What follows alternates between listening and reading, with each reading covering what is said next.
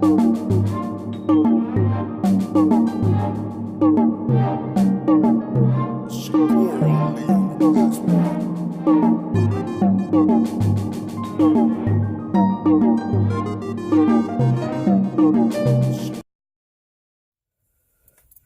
y'all, what's good? Welcome back. So, I know you probably can barely see me. Let me try to see if I can position myself in the light a little bit. I am sitting in the dark now. Okay.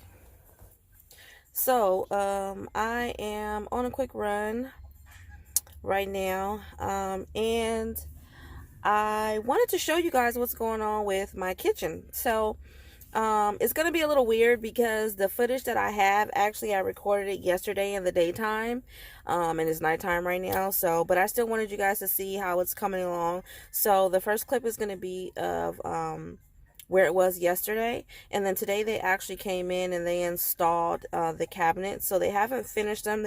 They haven't, fix the shelving, or they haven't added the laminated part of it. It's just the wood casing. So it's going to be two separate clips, but I wanted you guys to see what it's looking like. So check that out, and we'll be right back. All right, you guys, so as you can see, this is the dining room table that once was there. It's covered up with, like I said, my blinds. They just kind of took it off and threw it up there. And my couch, my pots and pans, there's my microwave. Everything is just kind of, and I hate that my house is like this because, I don't know, it just makes me feel some type of way. So as you can see, they have completely painted everything brand new in here. Everything is nice and white. And the floor, they still gotta put, I don't know when they're gonna start the floor, probably tomorrow. But they ripped up the floor. I had the same towel that's right there, which I'm glad that they took it up over here, because this towel is very hard to keep clean. Like, I paid $500 to have the towel clean. So this is, as you can see, what I'm talking about. My dog ripped up my sponge. That's the sponge. And then even my sage right there, they just went and just threw my stuff outside on the floor without even asking me about it. Kiki, can you pick that stuff up for me, or just actually sweep it up? Sweep it in the dustbin. Yeah, it's just really frustrating because it's something as simple as just literally, it was just my sponge, my little sage right there, and that plant that's right there on top of my refrigerator, and these bottles. I could have just moved them myself instead of having them throw my stuff outside. And now, you know what I mean? I know you guys may be like, oh, it's just a sponge, but it's not the point. It's a mess now that I have to clean up. And then this was actually covered with plastic, and they took the plastic off. And I had already told her when they covered it the first time that if I don't want them to touch anything, because had they knocked anything off of my altar right here, I would have been pissed. I've had, these religious things or spiritual things belong to both me and my daughter, and I've had mine for almost 10 years. So have they been messed up in any way? You can't buy back those 10 years, and no amount of sorries would have been able to cut it. So, I got my refrigerator in the middle of the damn living room. As you guys can see, it's just it's very difficult right now. Y'all see my puppy? Say hi, Blue. Say hi, Blue. Hey, Blue. Hey, Blue. Hey, my baby. Hey, my baby, Blue. Yes. Yes, you talk to your mommy. Yes, you talk to your mommy. That's my baby, y'all. He bad and very energetic, but that's my baby. I know. I've had him literally since he was about 8 weeks. Huh? Did you my man? Yeah, my other man. Yeah. Did you my man? Did you my man? Okay. So, as you can see here,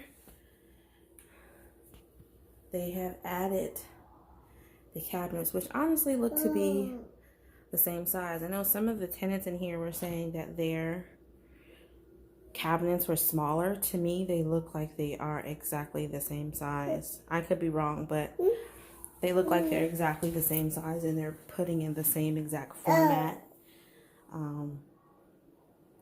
Maybe a little bit smaller. It does look like this one in particular is a little bit smaller, because I don't remember this space being this big for my refrigerator, but then again, I could be wrong, because there was a little space here between my fridge and the wall. So to me, it looks like it's gonna be the same. My spice cabinet, I don't know if they're gonna do 2 levels. I remember this was my spice cabinet, and it had like a little piece like right here. I don't know if you guys can see my hand, but like in the middle there was a shelf, and I had like all of my baking supplies, like my cornstarch and my baking soda, baking powder was on the top shelf. So I don't know, it looks like it's gonna be the same. I guess I would just kind of have to wait and see what it looks like when they're all done. But right now, everything looks pretty much the same. I'm actually pretty excited that I thought they would have given me a new sink, so I'm going to ask about that, because it kind of doesn't make sense to do all this. We've got some new tubing down there, and then have this same raggedy sink. So hopefully they give me a new sink. I believe they're supposed to be giving me a new stove. But yeah, you guys, I'm excited. I'm so excited. All right, y'all, so I am home. I am getting ready to get settled in for bed, and well, actually just kind of get settled in and then do some homework. I've got quite a bit of homework that's actually due tomorrow, so I'm going to start doing it. Okay, quick story time, you guys, and this is actually a very serious situation. I'm not sure if I touched on it earlier in the clip. If I did, it's cool, but if not, so I went to court today, and there was, I guess I should explain why I went to court. I went to court today because I had a beagle that got really, really sick, and I wasn't able to take care of his medical care, so I had to get him humanely euthanized. Now, I had actually got this beagle from Craigslist. I just looked up full-bred beagles, because that's actually like one of my favorite dogs, and found a private person that was selling it not too far from where I live. Drove to their house and got the dog. Now, when I got the dog, he was not in good condition at all. He had some type of parasitic infection. I had to give him administer liquid antibiotics for about a week. He had a skin condition, like his skin was really, really, really flaky. He was always digging and scratching, so I bought special antifungal shampoo. On top of, I bought like a leave-in conditioner for puppies. It was just a lot.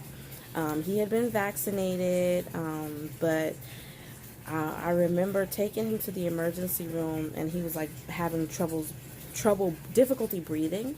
And so when I took him to the emergency room, they did x-rays, they didn't find anything. And then when I took him back the second time, he was actually vomiting blood, but he had the same difficulty breathing. I couldn't afford the x-rays at that time. I actually tried to apply for care credit, some type of credit line to help you with financing, to see if I can put his medical bills on a monthly thing. But, of course, I didn't get approved for it, and so the only thing that I could afford, and I didn't want him to continue to suffer, was to have him humanely euthanized. But due to that reason, they're trying to say that I neglected the animal or something like that. I don't know.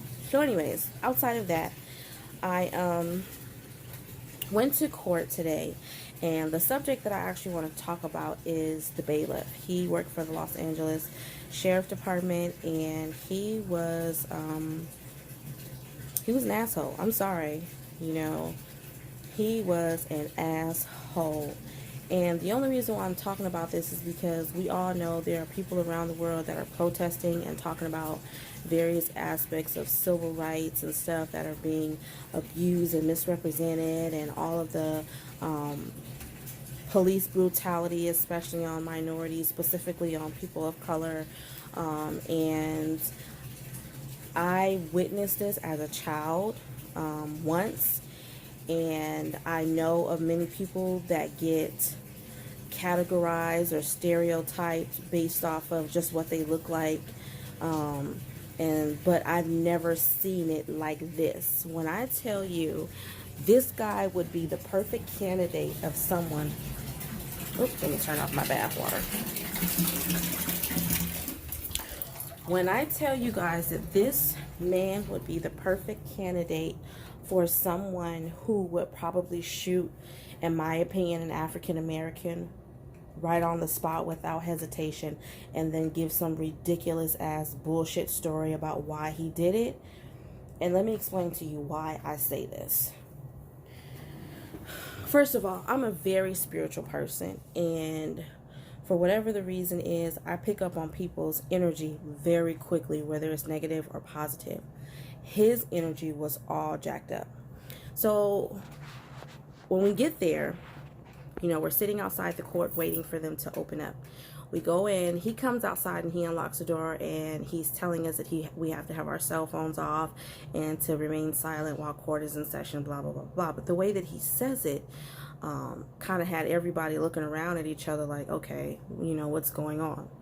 So when we're in there, we have to sign in with him, give him our name, and, he checks us off the list just to say that we're there. And so one gentleman walked in, and he was probably about, I can't even say 20 minutes late, because I got there at 8:30, which is the time I was supposed to be there, and I don't even think they let us in the courtroom until almost 9. So this person got there, as a Hispanic gentleman, he got there probably around 9:20, give or take. It could have been earlier than that. So he goes up to the bailiff, and he's giving him his paperwork and trying to explain to him, what his situation is. And the guy, the officer, is very short with him, very, very short with him in his words. And so all of a sudden you can hear their voices raised, and the guy says to him, hey man, why are you talking to me like that? I'm just trying to explain my situation. I don't understand what's going on. And the officer is like, I'm not going to argue with you. If you're going to argue with me, I'm going to have you removed. I could really make your life bad, or something like that, he says to that effect. Now, mind you, I'm not sitting more than probably 5 feet, maybe. No, I'll say less than that away from them, because I'm sitting in the chairs, and I'm just like, what's wrong with this officer? So he's like, you're late. On top of that, you're late. You're supposed to be here at a certain time. It says that you were late the last time you were here too. So what you need to do is go downstairs and go here and go there. And he was giving him instructions. So there was a lady that was also working in the courtroom. I don't know who she was, but I believe she's the person that processes the paperwork. I don't know what what's the name of her position. And so she called the guy back. She was like, what's your name? What's your case number? And so she looked it up. Turns out that the guy was actually there a month early. The document that he got from whomever it was, whether it was his lawyer or whatever, put on there that he needed to be there today, March 8th, but in fact he needed to be there April 8th. And it's interesting to me because when she called him back and was helping him, then the officer wanted to take credit. He says, oh, you see how we're trying to help you? And I thought to myself, but you were just shooing him away. So, the guy gets his paperwork fixed. And as he's walking out, he says to himself, but since he walked right past me, I could hear him. He says to himself, that it was a waste of his fucking time to be there, which I probably would have said the same thing. I'm here and I'm supposed to be here in a month from now. But he didn't say it to the officer. He was already like at the door getting ready to walk out. And so the officer goes, I hope that the next time you come in here, you're on the other side of the door. And what he was pointing to is the door that was to the left side of him, where they bring in people who are already in jail, who are already incarcerated, but they need to come in, you know, to appear for their court dates. And I thought to myself, who says that type of shit to people? Who says that to people? Why would you say something like that? You know what I'm saying? So, you know, at this point, I'm irritated. I'm agitated. You know, I'm sitting there. My legs are shaking. My body is shaking. I've got my son on my lap. The officer keeps up with his charades. At one point, he actually comes out from behind, from his area where he was supposed to be sitting at. And he comes out almost like a damn hall monitor, and he's walking up and down the courtroom trying to catch people on their cell phones. And said he walks and sees this gentleman who's on his cell phone. And so he says to him, you know, you can't be on your cell phone or blah, blah, blah. But again, in a very mean way. Then after that, let me try to wrap this up because I've been talking already for like 10 minutes. So anyways, outside of all of that, you know, when he's coming back from his walk, he stops and he's like in front of me and he's like waving hi to my baby. When I tell you guys, I sat there with my eyes closed because I knew that if I had opened my eyes, I would have immediately turned into the devil incarnate, and I probably would have done something that would have gotten me into more trouble. And I don't mean violence, because I'm not a violent person, but because I don't like his tone, I probably would have said something. Is what I'm trying to say. So I sat there holding my baby, shaking my baby on my lap, going, and I could feel that I was irritating him. So when I did open my eyes, he started to walk away. But he turned around and he rolled his eyes at me. And when he did that, just as he did that, my son's father walked in, and I immediately snatched him, and we went outside, and I had to just blow all this steam out, and I just started going on and on and on. Now, for you guys, this probably may not seem like something, because I'm telling you, I don't know, I just feel like to a certain extent, you probably would have had to be there to see what I was talking about. But his mannerisms, even when people weren't talking to him, when the young lady who was working in the court, when she would call people to get their attention to try to help them with their paperwork, he would get up and go and try to direct them, like, no, you need to stand right here, when she's just simply asking them for paperwork. Like, he was just doing way too much in the situation. There was a lawyer, a lawyer, he had a really strong accent, sounded like he could have been from some parts of West Africa or whatever. The officer was very short with him. It seemed like it irritated him to talk to him. And the moment the guy walked up to him with a briefcase and a three-piece suit on, the officer immediately put his hand on his gun, and I could see him unclipping the holster that's holding the gun. So it's like stuff like that. I know for other people, like I said, you probably would have had to be there, but when I tell you that everybody in the courtroom were looking at each other, were talking about it, were, you know, oh my God, what's wrong with you? Why are you, you know what I mean?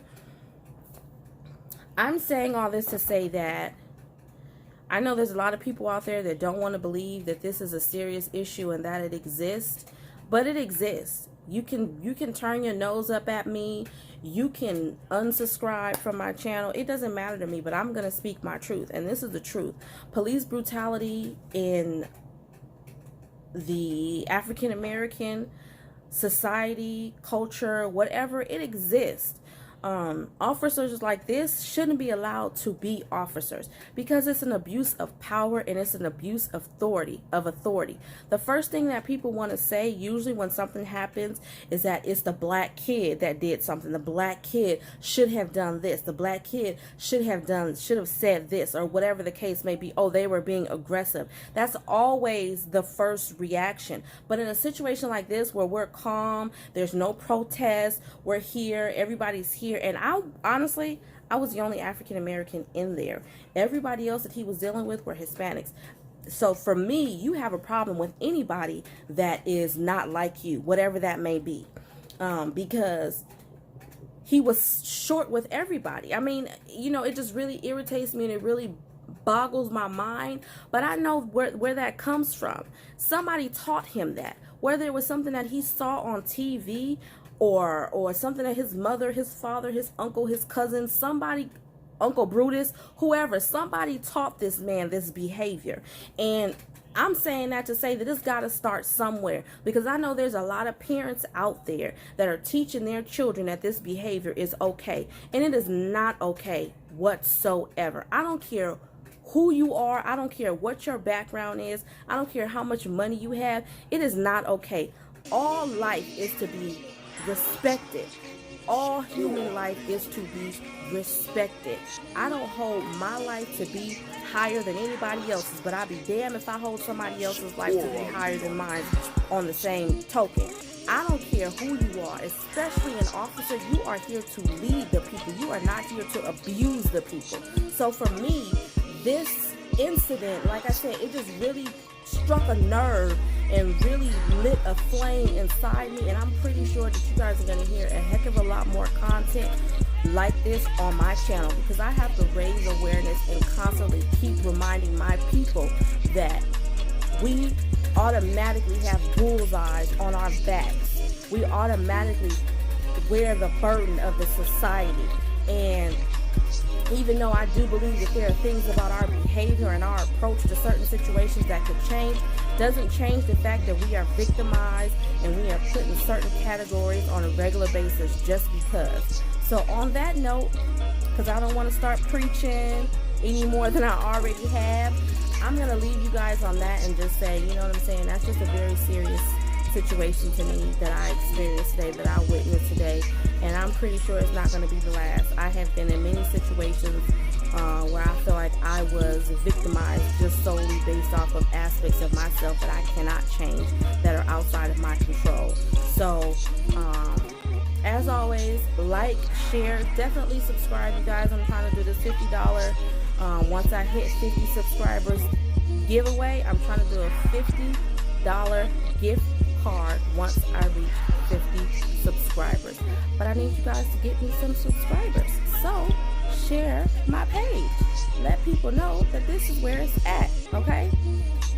I hope to see y'all soon. I love y'all. Stay cool, stay sane, and yeah, I'm out.